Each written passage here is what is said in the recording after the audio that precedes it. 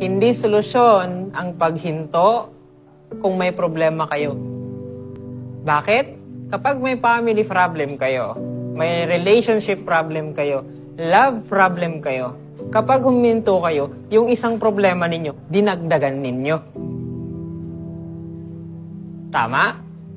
So sa halip na pag may problema kayo, mag-aral kayo ng mabuti, it is because kahit papano, matutulungan kayo sa problema ninyo. Maybe hindi sa ngayon, hindi siya masusolusyonan sa ngayon, pero yung pag-aaral ninyo kahit papano, tutulungan kayo makarecover.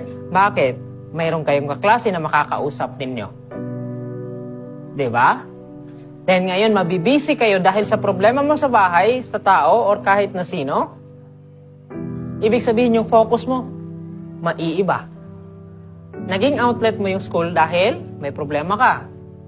Pero kung lahat yung tatanggalin mo at aalis ka at hihinto ka, it is because may problema ka. Sasakit lalo ulo mo. Diba? So please guys, if you have problems, ano man yung problema na yan, hindi solusyon ng paghinto para sa problema na yan. Klaro tayo? Kasi dadagdagan nyo lang